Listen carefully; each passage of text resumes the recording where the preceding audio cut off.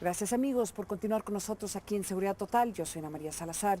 Y antes del corte estábamos platicando de las nuevas tendencias del crimen organizado respecto al sector empresarial.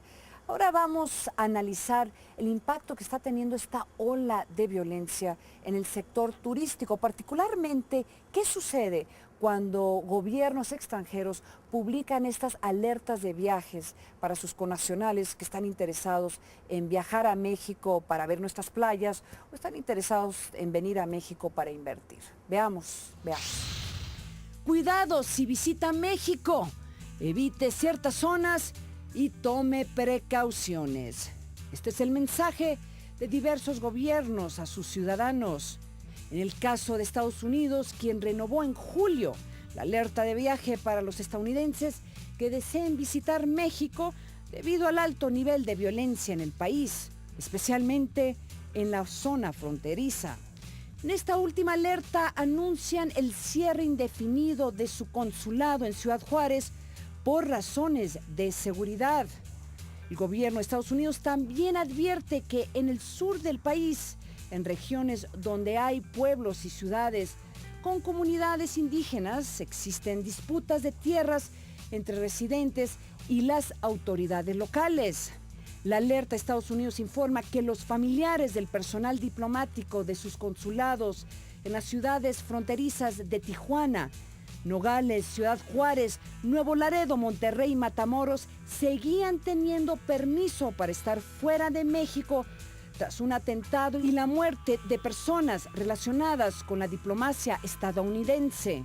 España tiene su alerta desde julio de 2009 y dice que por la situación de inseguridad que atraviesa México, aconseja que quienes tengan previsto viajar a este país adopten una serie de medidas preventivas. ¿Cómo afecta esto la economía de México? Si la ola de violencia no fuera suficiente para impactar el sector turístico o los inversionistas que estarían interesados en venir a México, hay una modalidad que se ha hecho muy popular en un porcentaje importante del país, que son las extorsiones. En el caso de extorsión, en el momento actual, muchas de las situaciones que se han venido presentando se han pagado. Pero sí son de los elementos que se tienen que ir evaluando, como pasa, como ya comentábamos, con el robo de transportes, en donde se incrementan los deducibles, se van diferenciando, se van incrementando las primas, entonces, pues sí, las aseguradoras tienen que ir en un momento determinado reaccionando ante este tipo de problemáticas y circunstancias que no se habían venido presentando, y entonces tenemos que ir evolucionando hacia ello y tenemos que ir reaccionando. En el momento actual, pues algunas compañías han tomado ya algunas medidas, otras no, pero sí se tienen que ir tomando algunas medidas y provisiones por parte del sector, pues para otra vez más evitar que proliferen este tipo de delitos. Por ejemplo, en el caso de Juárez, ¿por qué las extorsiones se dispararon?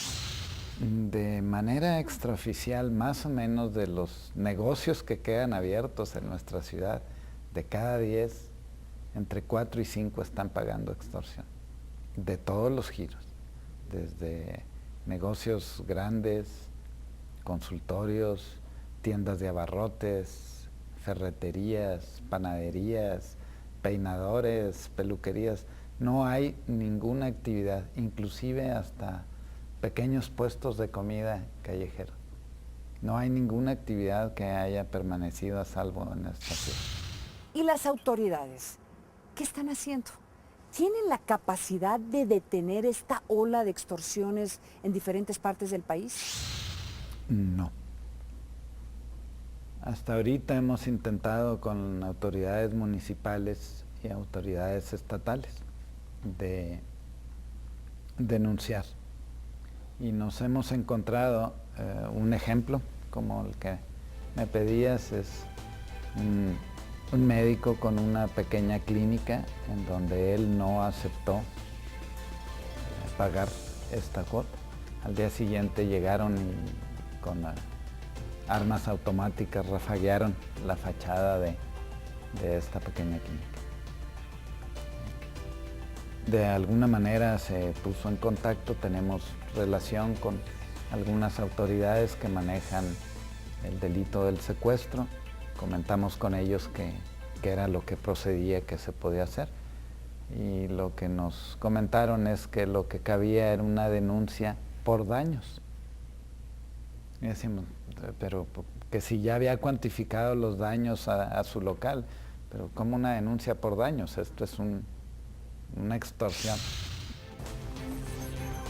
Entre el 2007 y 2009, los familiares de personas secuestradas en México pagaron un total de 6.750 millones de pesos a los plagiarios, lo que representa cerca del 15% del monto exigido originalmente como rescate por los secuestradores.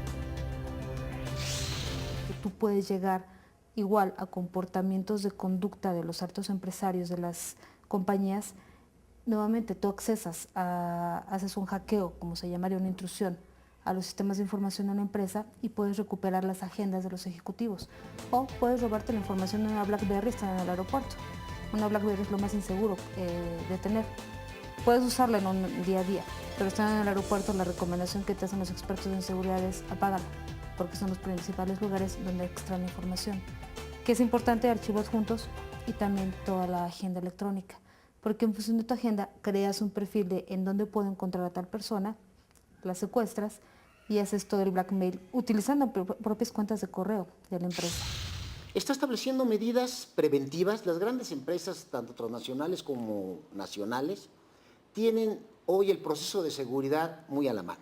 Antes el gerente de seguridad estaba en una posición abajo inclusive del director de recursos humanos.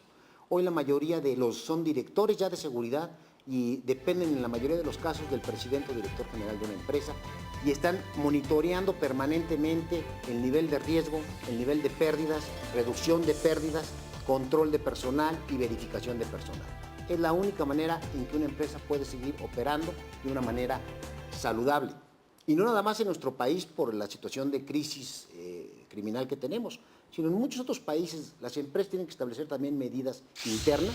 Ante los diferentes actos de violencia que se ha vivido en México en las últimas semanas, desde carrobombas en Ciudad Juárez, masacres en diferentes partes del país, el hallazgo de narcofosas con más de 50 cuerpos, está surgiendo un debate fundamental que afecta a muchas de las industrias mexicanas y transnacionales en el país. La pregunta es, ¿son estos actos terroristas?